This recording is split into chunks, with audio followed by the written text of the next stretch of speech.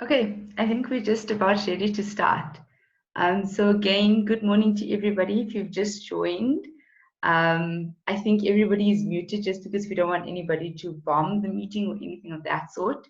So if you'd like to say something, please feel free to use the chat facility, or you can clap, or you can wave using your reactions. But thank you so much. I know it's super, super cold in Joburg. Pussy from East London was telling me that it's the same in the Eastern Cape. And I think from wherever you're joining, you must be freezing. That's why I put on a hat this morning, but I'm sort of realizing that I look a little like Waldo right now. But thank you so much for joining, and I hope that this will be a useful and valuable session for all of us. I'm really excited to get to know some of the ingenious and very unique techniques that people are using as alternatives to our food systems. And so I think that we're going to jump right in. I'll introduce the speakers very briefly. And we have Dora Marema, who is our respondent for today. I think how we're going to keep it is we'll start with Busi Peter, who's an agroecology farmer from East London, who will kick off our program for us. And then Kate Rowe, who's the owner of Explorer, based in Johannesburg, will be next. And then Erika Inches from Cape Town Together Food Growers Group will end off the speaker part of the program for us. We'll then have Dora, who will be the respondent. So I think with the speakers, just to note, we would like you guys to speak for just around 7 minutes, if that's possible, to keep it to 7 to 8 minutes. Dora, you'll have about 15 minutes, and then we'll open it at the end for any question and answer. But if you have a burning question or something that you'd really like to say to the speaker, or to encourage them, or to thank them for their presentation, please do feel free to use the chat facility. Yeah, and we really are excited. I just want to change this to speaker view for the purposes of the recording. But thank you so much again for joining, everybody. Super excited to be part of this, and I'm not going to waste any more time. I'm going to hand over to Busi Peter, and thank you so much.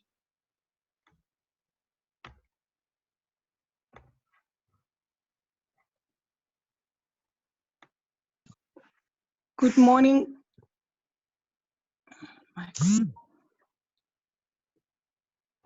Sorry, Busi, we can hear you. Yeah, we can hear you. I've unmuted you.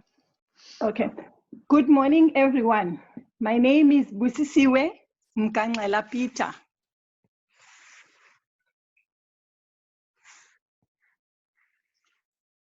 Can you see me? Yes, we can. Okay. Good morning, everyone. My name is Busisiwe Mkangela Peter, an agroecology farmer from the Eastern Cape.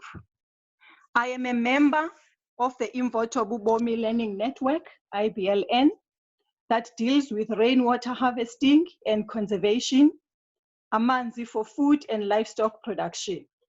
I am a member of Iqonga Lothungelwano Loluntu Lwase Eastern Cape, a platform that shares and teaches information on coronavirus in the Eastern Cape. Each one teaches one. I have recently been appointed as an executive director of the movement in Africa, an NPO in South Africa that is co-creating an impactful community-led learning support and giving systems using permaculture farming practices, entrepreneurial and wellness teaching. I was a nurse educator who decided to leave nursing education to venture into farming, to care for the soil so that it cares for the plants that will care for the people, in combating illnesses that are caused by food issues. So that would be a first line management in healthcare, which is prevention, which is better than cure. COVID-19 pandemic has greatly shown how real poverty is and inequalities in the communities in the Eastern Cape, more especially from the rural areas in the Eastern Cape, in the townships and in the informal settlements. This has greatly been shown by the poverty, the pandemic of COVID-19. and gender-based violence has raised during this pandemic. The truth is so great that time is now that a need for access to nutrition-dense food and clean water is mandatory. For access to nutrition and access to clean water for every citizen of our country and beyond. To answer the question, how can we build back better to have sustainable food for the nation? I would say, let us co-create impactful community-led learning and support systems by using sustainable ways of healthy food production, using agroecology practices and permaculture designs to promote well-being, to restore the environment, and to restore our water resources by using rainwater harvesting and conservation techniques.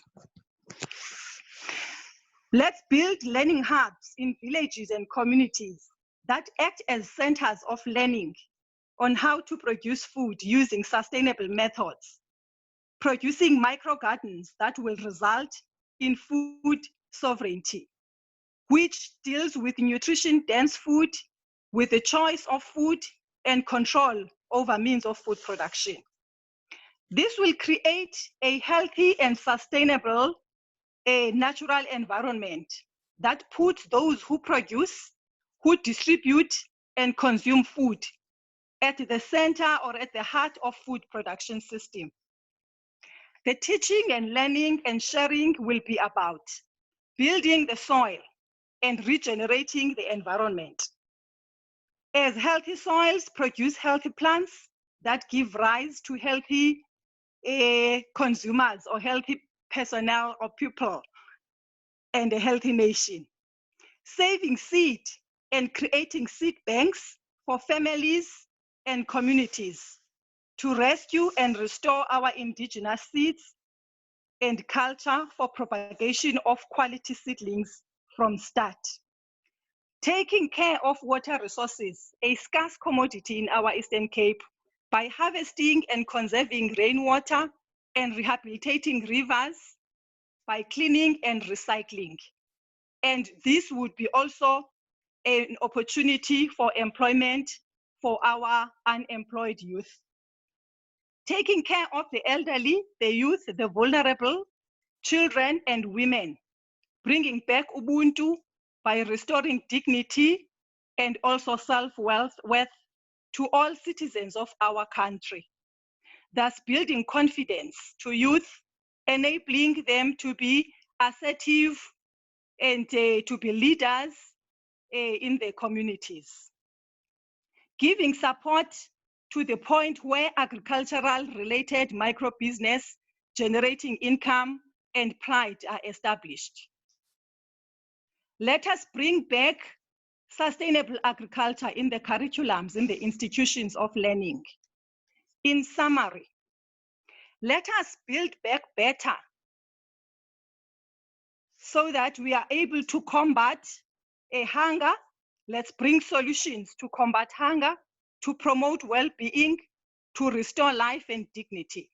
Let us transform rural communities, townships, informal settlements, and urban communities into self-reliant and healthy and sustainable ones, to have hope, to believe in self, and feel empowered to become entrepreneurs in income-generating micro-businesses who are vibrant and also are taking care of our environment.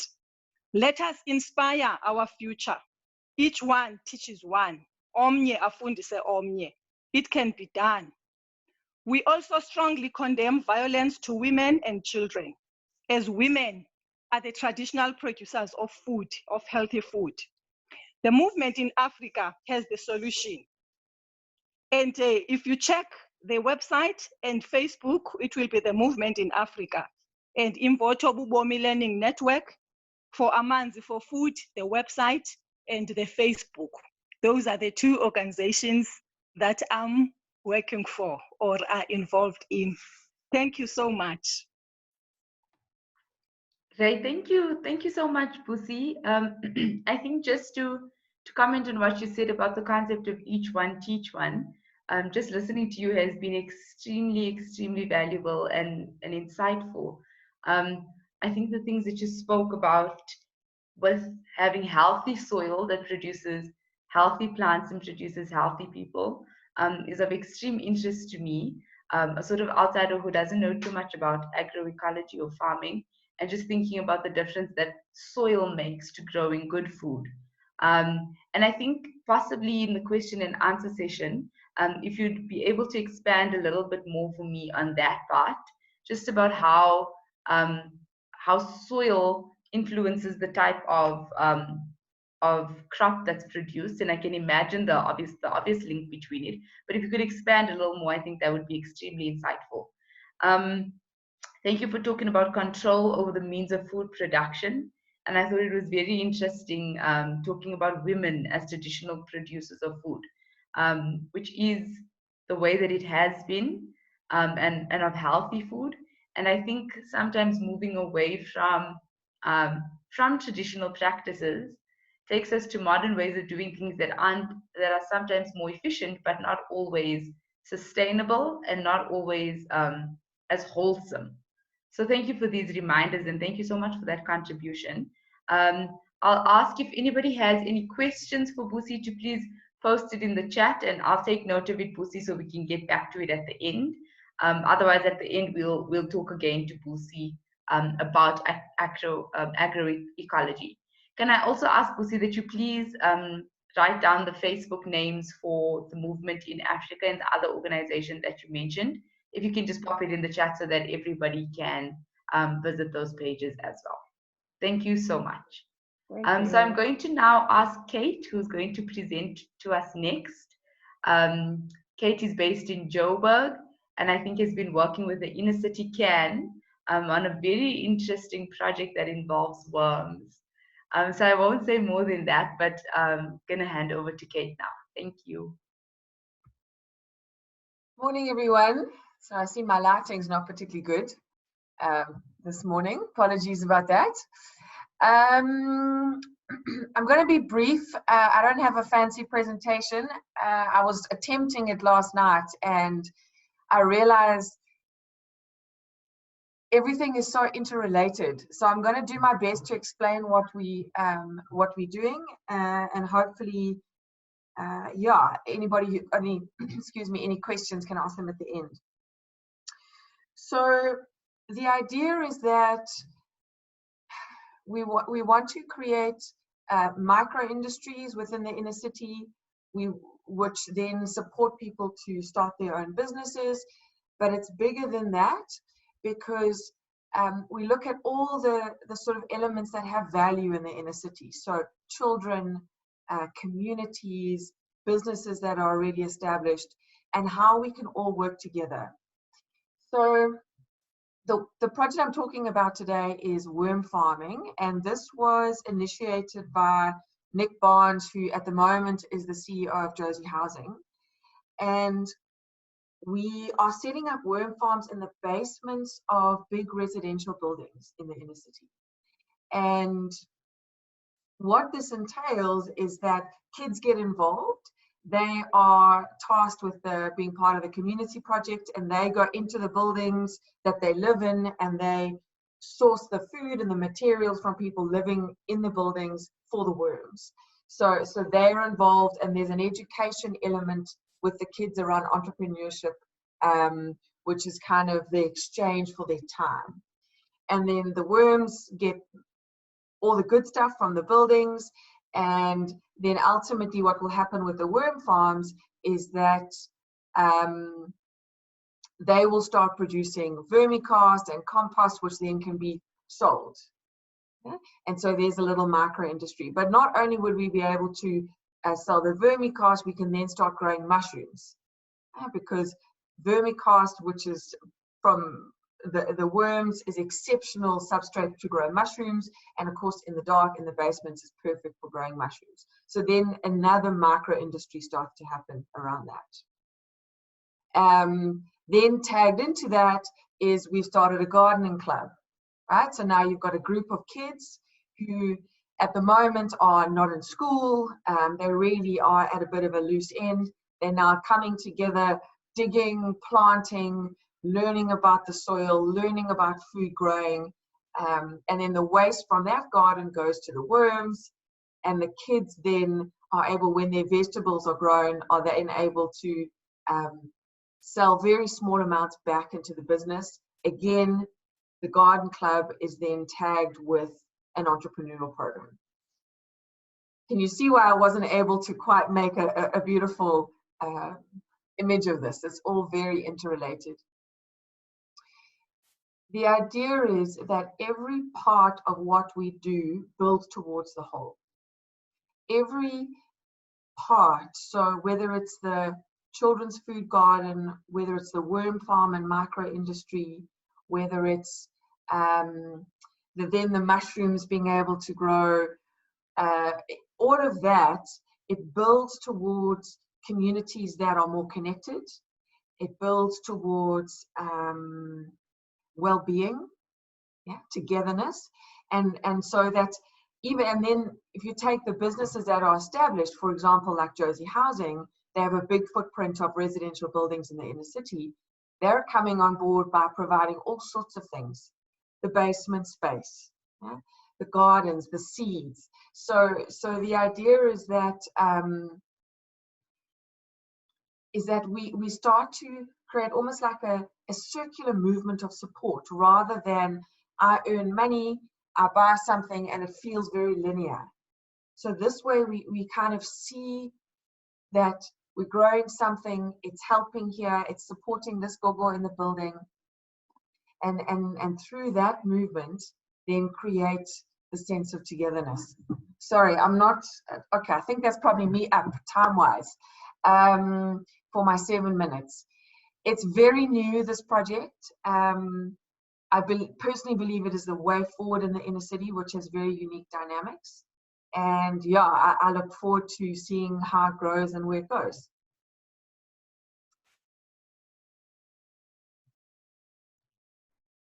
Okay, I'm done. I wasn't tracking the time. I got so carried away. Sorry. I think you were completely in time. Just to let you know, people in the comments are really amazed, as am I. I was taking down notes and also just listening. What a completely ingenious idea, and I think really speaks to this concept of using what resources do exist. So instead of reinventing the wheel, like you were saying, there are big businesses who have connection within these buildings and making use of that already established organization to do what you want to do. Similarly, there are big buildings, obviously with basements that are dark. There are kids who aren't in schools. There are people who can do the work, and that is absolutely amazing that we make use of resources that aren't necessarily monetary. I think Mark Hayward was speaking to us. He spoke in our Gauteng Together Cancun learning session, and I think he mentioned it last week as well, about being aware of what power and resources lie within the community in which you're working. And I think that acknowledgement of what the inner city has to offer already, without anybody coming in and dumping loads of money onto the inner city, is an excellent use of this concept of using what is already there, and then creating, like you said, these interrelated communities that go such a long way in democracy building as well, and in a social compact and even that sort of thing. And then obviously just providing opportunities for people for food, for employment, for sustainable growth. So thank you so much for that. I think, Kate, just 2 questions that aren't really questions, but when we come back to the question and answer, if you could just, if you do have any pictures of the worm farms that you guys have done in the basements, I think that would be really lovely to share and everybody would be interested. And then I think a second one is just, I know you said it's new. So when have you launched already? Are you planning to launch at a specific time? And then I think if people in different provinces want to start something like this, can they get in touch with you? So those are a few questions I'll leave, and then at the end we'll obviously have some more questions as well. Thank you so much for that. Okay, so our last speaker is from Cape Town Together, from the Food Growers Group there. And I think her name is, no, I don't think her name is Erika. Her name is Erika. I think she has a presentation to share with us. So I'm going to hand over to you, Erika, and thank you so much.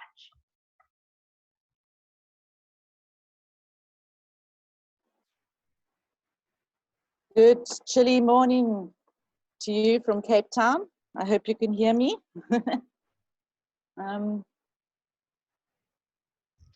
We can. Great, thank you. I'm a COVID baby and BC before COVID, a permaculturist, life coach, and financial management consultant specializing in business intelligence and systems design. But that is all irrelevant because we've all been sent to our bedrooms by Mother Nature to think about what we've done. And we've had our time to think things through, all the way to root cause, not plasters. And it's time to do now and build this aeroplane while we're flying it.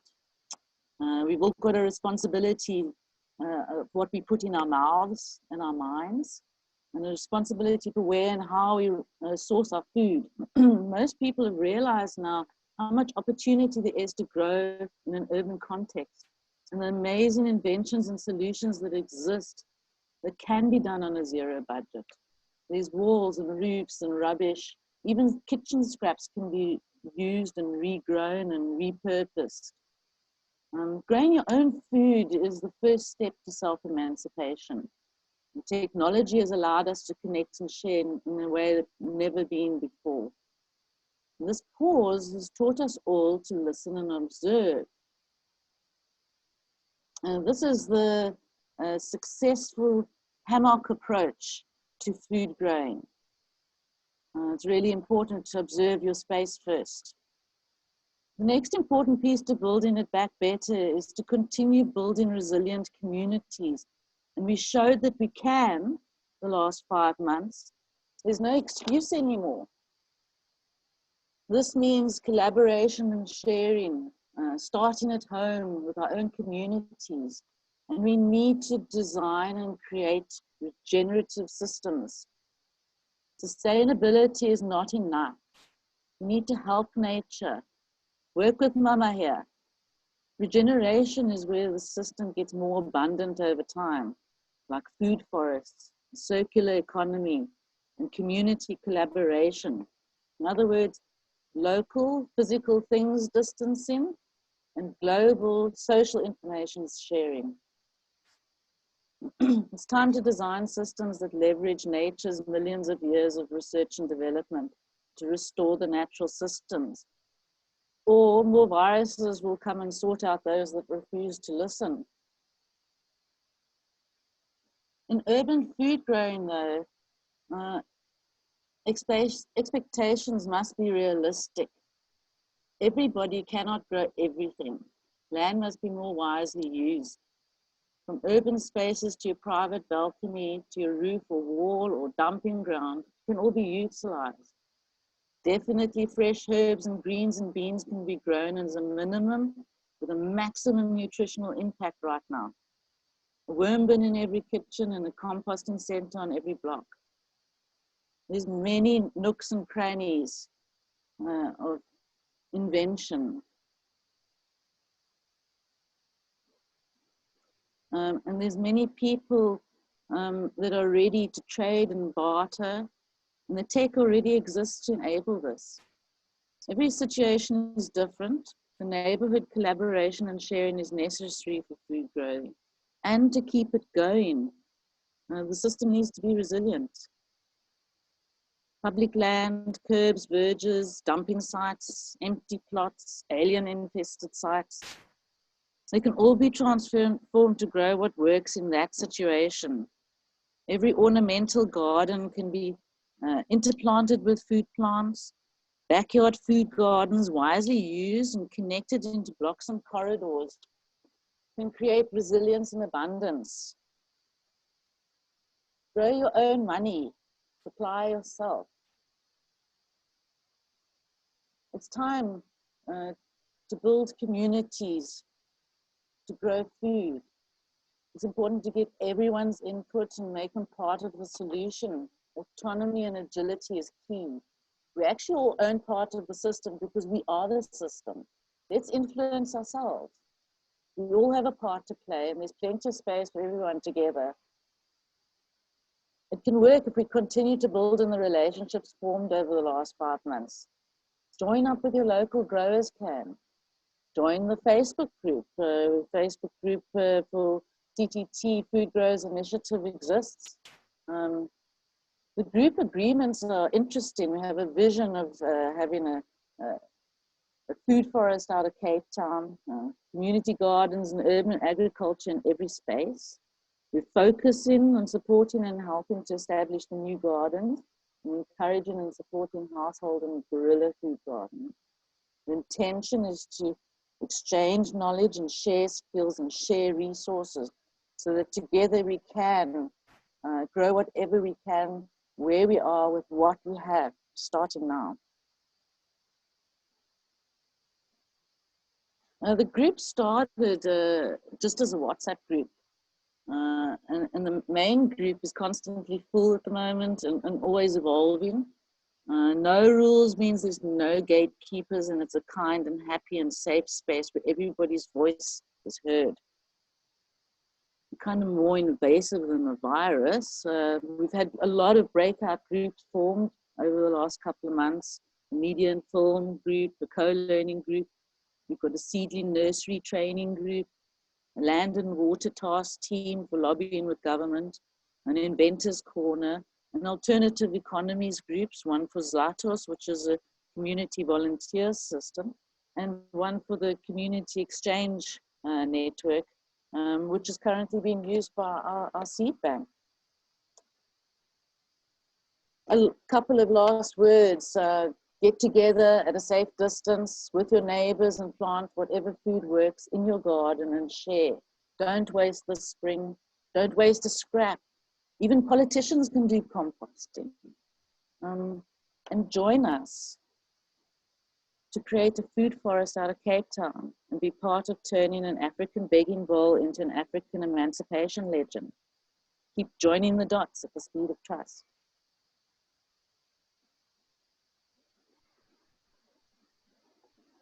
That's me done. Great, Ilka, thank you so much. I think some important points there. One, just about the resilience of communities, and exactly what Haila is saying in the chat. Communities more invasive than the virus, and the need to collaborate at this time. I think an important emphasis on what the virus or the pandemic has presented to us in terms of opportunity for growth, opportunity for learning, and an opportunity for building back better, which is what this discussion is about. I think on that note, just a reminder, there is a Mentimeter that everybody can please drop their comments on about what building better looks like, especially with regard to food solutions and alternative food systems. I'm going to ask Nadia to just share the link again to that Mentimeter in the chat. And please do post whatever thoughts are coming to you. And I think that's the beauty of the Mentimeter, that it doesn't have to be this well-constructed, cohesive sort of sentence that you put together. It can just be your thoughts as they're flowing, or a single word that's sparking your interest. Please do share that with us so that we can collate it. I'm going to hand over to Ms. Dora Morema. I think it's Marema, actually. Dora Marema, who has a very jam-packed CV, which I'm not going to go through, but just to say, Dora has spent 20 years in sustainable solutions and within the sustainability sector, working on various things from agriculture to renewable energy, to land rights and land reform. She's currently the Executive Director of Gender CC Southern Africa, Women for Climate Justice, which I'm very interested to hear more about. But I think that anything else she wants to say, I'll hand over to you, Dora. Please introduce yourself further if you'd like to, and we're really keen to hear your inputs and your response to the presentation. So thank you for being with us. And yeah, over to you. Thank you. Thank you so much, everyone. I'm really humbled.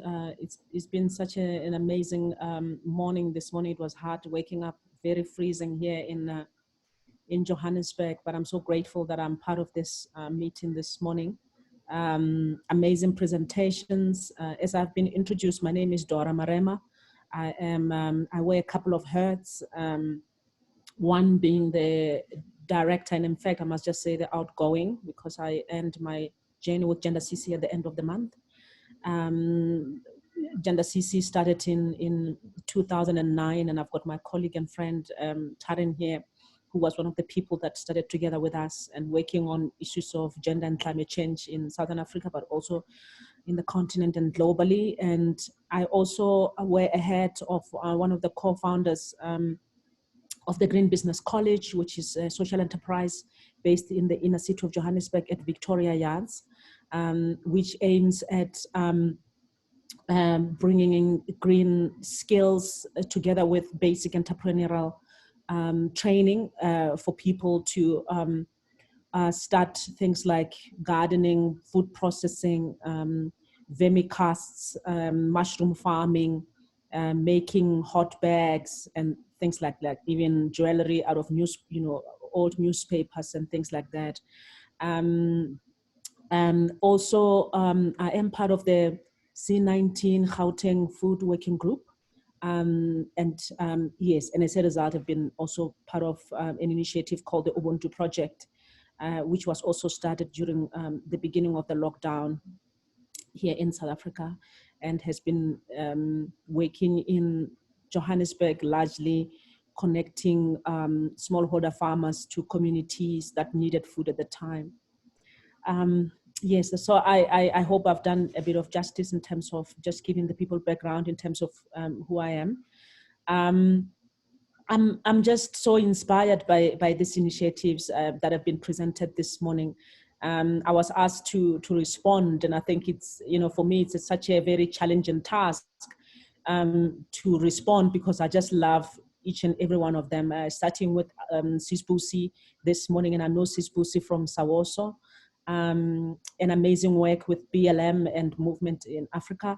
And I think you touched some important core in terms of, working with communities for, to create sustainable communities where learning can happen, where basic, and enterprises or enterprising can happen as well, where people can know the value of the soil, and how to be able to utilize it to produce nutritious food that is needed at during this time. And I think you touched on all the aspects that I believe are very critical. And I think it's so inspiring to hear about these initiatives. And I think the second one was Kate. So amazing, so proud of this initiative. I'm a firm believer in what the inner city can be able to offer. I have worked with an organization called Greenhouse Project and started the Greenhouse People's Environmental Center in the inner city of Johannesburg in Joubert Park. Worked in the buildings as what Kate is doing now, where we looked at container gardens in the basements, recycling initiatives as well. So I think it's really amazing how these macro industries that you described, Kate, are so connected, and they can, and I think the list can, because as you were presenting, I was thinking of what could be the next thing that could come in line with the mushrooms that would have been fed by the vermicast coming from the worm composting, and then the gardens. I could see, food processing and food preservation coming in, seed banks, all sorts of things that can be created in there. And I'm passionate about working with the people where they are, also centering whatever interventions within the people themselves, so that there is ownership from the beginning. So I really love that, and I love the element of learning, integrating the children, because they are always kind of left behind. And when I work with smallholder farmers, I always inform them, bring your kids with you, let them learn alongside you, because they also bring that freshness in terms of understanding innovation, understanding how technology works and how you can enhance what you're already doing. And I think also the last presentation with Erica, Food Growers Initiative, such an amazing, and I think it also links, it links to Sisbusi's presentation as well. I like the call to action. Don't wait, start with what you have, where you are. Everybody is able to contribute using zero budget. Don't wait saying, I'm waiting for funding, I'm waiting for a counselor to come, or I'm raising funds, I'm waiting for to hear whether I'm getting the funding or not, because we essentially can be able to build from what we have and, you know, work together with others, because we can't do it by ourselves. You know, myself alone, I won't be able to go far, but if I connect with others, we may be able to reach you know, thousands and thousands of people and inspire more people, and people will take this, you're talking about Cape Town, but people will take it to the Eastern Cape, people will take it to other provinces where they originally come from the inner city, and be able to replicate what you are doing together there. I think it's, you know, all of these are just foundations for an alternative food system that many of us have been advocating for. I believe that COVID-19 has been the best teacher, that all of us, when it started, I remember I was sitting in my house, and when I was invited to come and join up as part of C19 Gauteng Food Coordination, at the time we were raising the funds for food relief. And one of the things that we were looking at is like food relief. But later on, as we started working with the smallholder farmers, I remember Team Abba saying to us, guys, you know, it's all well and good for us to, you know, to get money to put together these food boxes to be able to distribute in our local neighborhoods. But what will happen? We don't know how long this coronavirus is going to be with us. It is really essential that as we deliver these food boxes, we could also be delivering gardening starter packs, 10 kg of compost, 20 seedlings, some seeds, and go into these communities with this as well.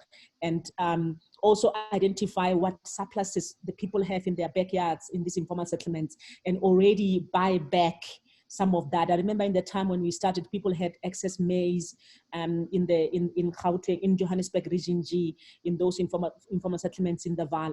They also had excess brinjals, and it was just magical for them to realize that they could be able to sell that, you know, that whole bulk, because they wouldn't be able to eat all of it as one family. They needed some other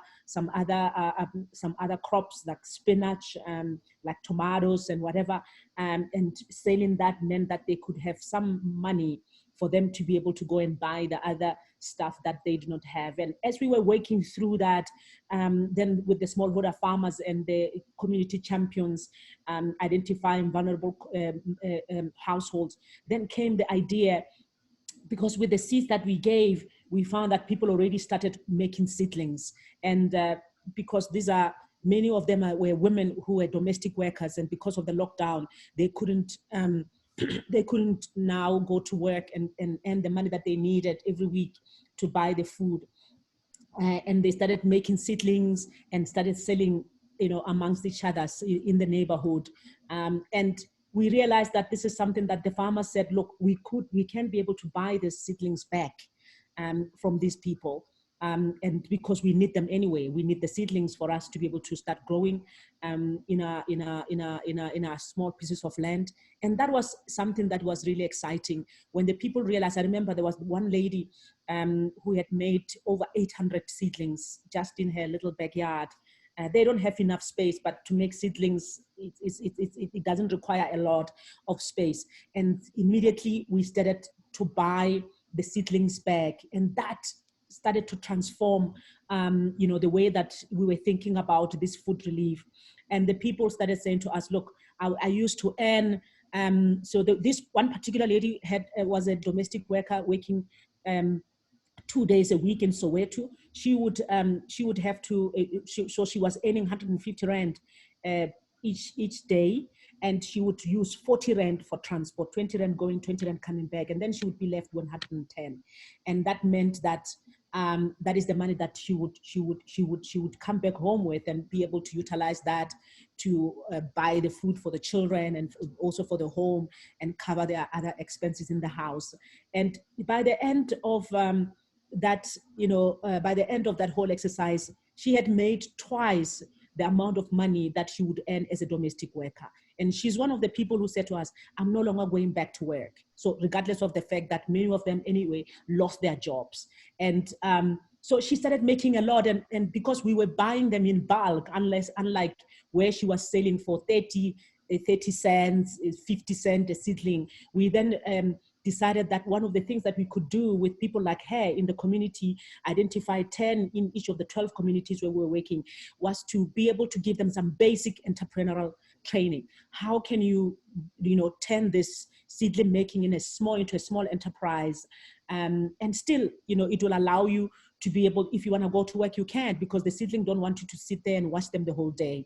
And then we started saying we could buy these seedlings at R1 from you. So if you've got 800 already, you know how much you're gonna get. And she was just so motivated, and we started to see how she was able to inspire the people in the community. And initially the mentality that we had in the beginning was like, these people need food, we need to get in there, not even thinking about how are we going to sustain this, because the first lot of money obviously was donated. And I think we have seen as part of this, and I can tell you right now, that intervention inspired so many people on Facebook, that the people we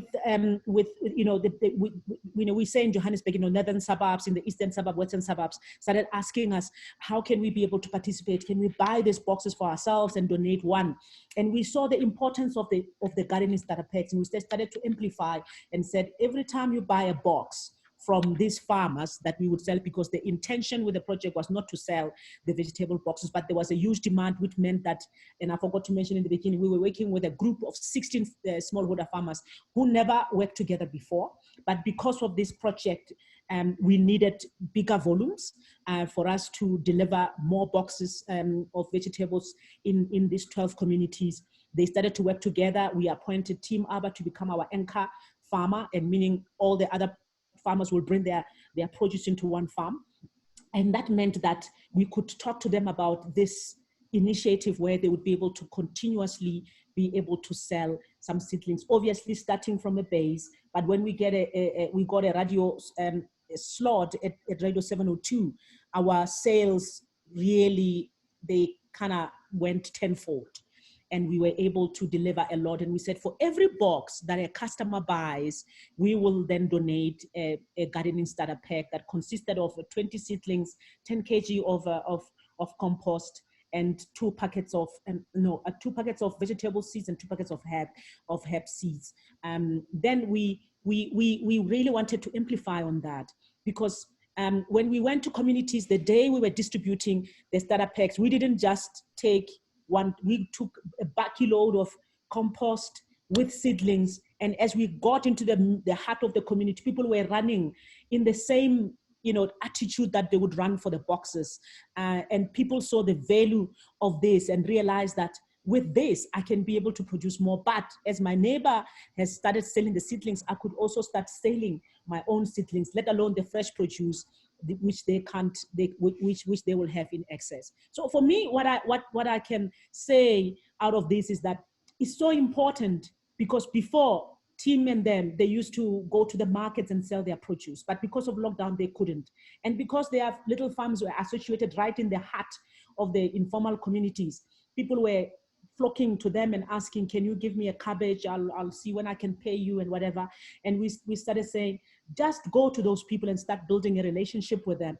And what happened is that in doing that, we were unintentionally building a local food supply system, where now the smallholder farmers are now very well known in the community, and the community know. And now there's a very strong partnership at give and take, where the farmers are donating the kind of bought boxes for food relief and distributing to these people, including the seedlings and the compost and the seeds. And the people are also starting to make something that they could sell back to the farmers, which is the seedlings.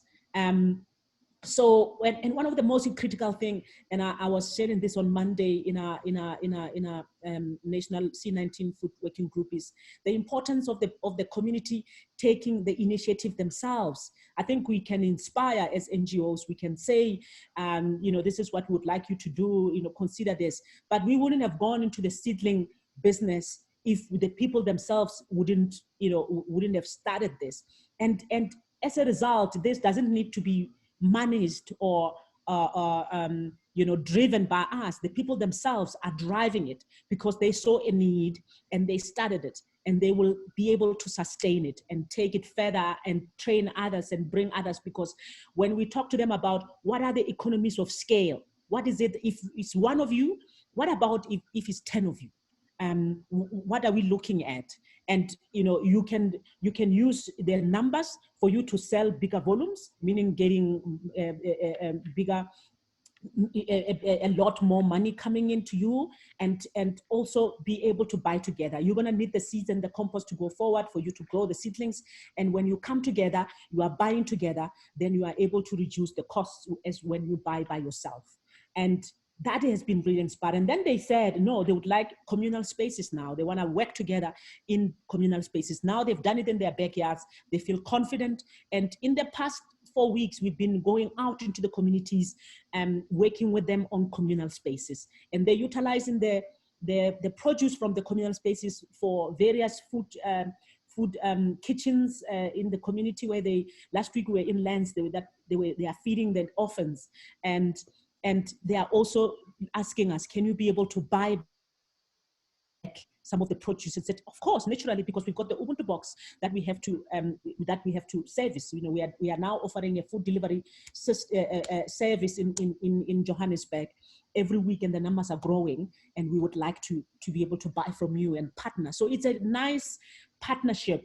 But what it means is that we are able to add other things like the tools library, where they could be able to share the tools instead of just buying the tools for each and every project.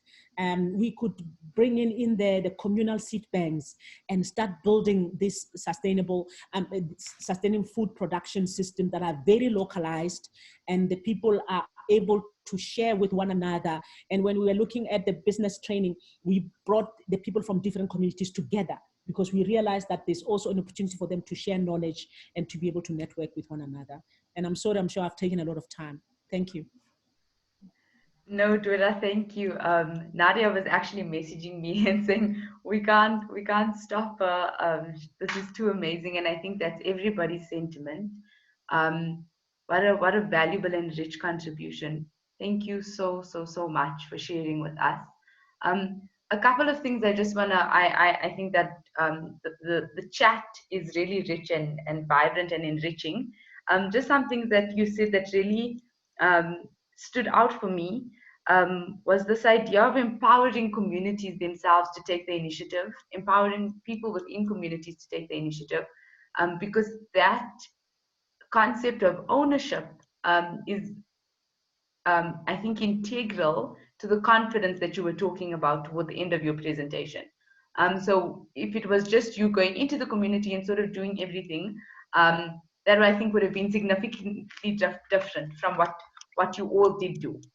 I think just the way you also told the story of how everything came together was so inspiring, because it showed that you don't know what's going to happen once you start. And I think if we had this great picture of what could possibly happen, a lot more of us would just start. But thank you for painting that picture so that it does inspire us to start with what we have, start with where we are, and just take the plunge. I'm going to capitalize on this moment really quickly, if it's okay with everybody. I know, Dora, you said that you are leaving Gender CC very soon. I'm not sure when we'll have this opportunity to chat with you again. And I think just realizing that not by anything that we planned, but all of the speakers today were women.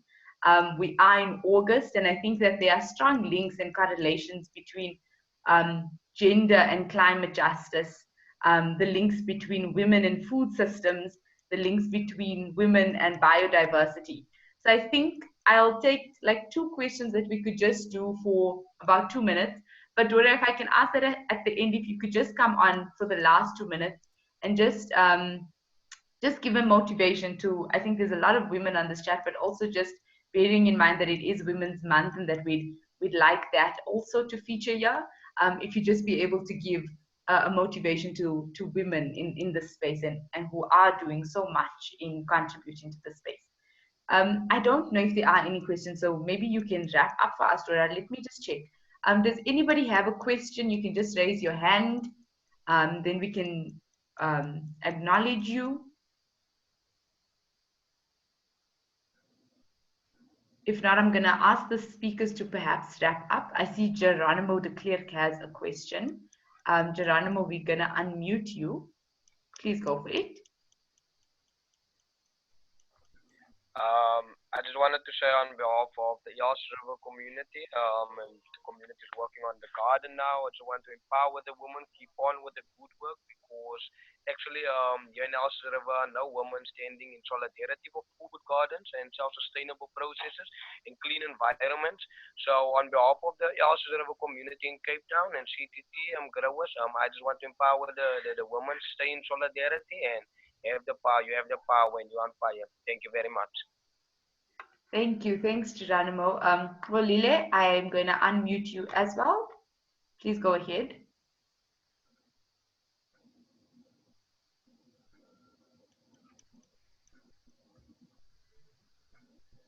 I think you should be unmuted, Lile.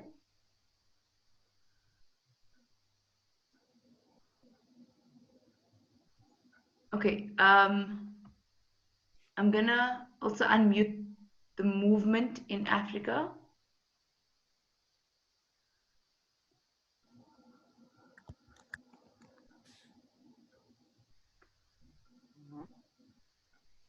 You are unmuted, Rachel. You guys can go for it. Thank you very much. My message is to Dora, and I'm wondering, how did she manage to, or is she finding a way to enroll the youth who want to be in the city, and is she enrolling, does she have a program to enroll the youth back into the land, and are they getting that there's money in the soil? That question was for Dora. Okay. I'm going to ask, I'll save it for when Dora wraps up, if that's okay with you, Rachel. Just to say, I think there's a lot of new people in the meeting, and I was just typing it on the chat now. I think it would be extremely valuable for all of us if everybody could just maybe drop their names and your email addresses so that we can send the recording subsequent to this meeting, but also I think just for the networking that can go on in this group. So please drop your names and email addresses. Thank you so much. Are there any other questions before we wrap up? Kolile, I know you were trying to unmute. I'm not sure if you were able to, because I know you had a question. I'm just looking for your name. I've unmuted you again. Nope. Okay, I don't see any more hands. If we can do this, I know that both Kate and Erika had to leave. So just Busi and Dora are still with us. Busi, can I please ask that you just wrap up in 1 minute, and then we're going to give it to Dora just to wrap up at the end as well. Sorry, Busi, I think you're muted. Unmuting you now.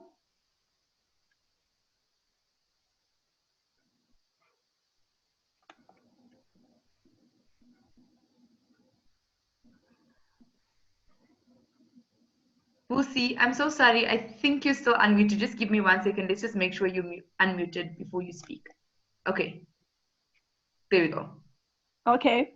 No, I was saying that because you said I have to explain further what I meant about feeding the soil, or a healthy soil that makes a healthy plant. You'll find that with other systems of agriculture or farming, they feed the plant, whereas you have to be feeding the soil so that it is healthy and it will give you a healthy plant where you will find all the nutrients that are needed in the food for us to have a well-balanced food with minerals, vitamins, amino acids, and essential amino acids. This you do by feeding the soil, because what you put into the soil is what you get out, and that is what you will be getting out of your food. The saying that we are what we eat. And if you use your compost, you use your vermicast that we talked about here with worm farming, you use your old manures to feed your soil so that it is a healthy soil. And again, if with each one teach one, if we have a demonstration gardens where people have already been practicing what we're talking about, sustainable agriculture, building healthy soils so that we build healthy food, then we have to be having our gardens as demonstration sites so that we can give back and teach others so that they are able to emulate what we are doing. I think that's all. Thanks. Thank you for the opportunity. Thank you so much, Busi. I would love to, I think you're going to get a lot of messages and emails from a lot of people after this, just who want to know more and to learn more. Thank you so much for your valuable contribution. I'm going to ask Dora to please wrap up for us as well. So Dora, I think if you can respond to Rachel's question about incorporating the youth, and then if you can wrap up for us, please. Yes, no, thank you so much. Thanks everyone for all your comments. And yeah, so I think, you know, even though I'm leaving Gender CC, I will still be involved in this work. This is my passion. This is my life. So I'm going to be continuing. I'm particularly offering business training to the smallholder farmers and the people who come and train with us. And I'll continue to do this on the weekends and be involved and supportive of initiatives like this. We definitely are working with youth. It's been such an exciting thing for them, I think during the lockdown more than ever, to realize the importance of agriculture. I have been asked during the lockdown to show up in Proteas land in Shawela to work with groups of young people. So I worked with one and he went and told others about what we are doing. And it was such a great pleasure. And the one time we had the training for 3 days at the back of a caravella, because that's the resource that they had under a tree. And for me, it's a breath of fresh air to work with the young people, because they bring innovation. So when you talk about this, they're already ahead saying, yeah, but maybe we could be able to do this. There's one that is in the Gauteng initiative, working with Alison, I think in Nadia, Winnie Basana, which I brought after our first initial training with her during the COVID-19. She's a powerful young woman.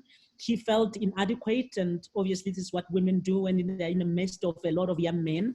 And she's so amazing. She's driving Alison and Nadia's seed propagation initiative. She's just one example of the possibility. And I think it's up to us to mentor them, because this is new for them. You know, for them, they really want the cool stuff. And if we mentor them and bring them in, and I always said to her, I'm volunteering you to work with the Gauteng Together group, and I know that you will do well. You know, I know you probably are scared, but that's how I feel every time when I come into this situation and these spaces. And they are doing extremely well. When we do the financial projections for what they could be able to produce on 1 hectare farm, you see their eyes light up, because for them, they don't want to work hard and get nothing at the end of it. They want to see how they can be able to make money.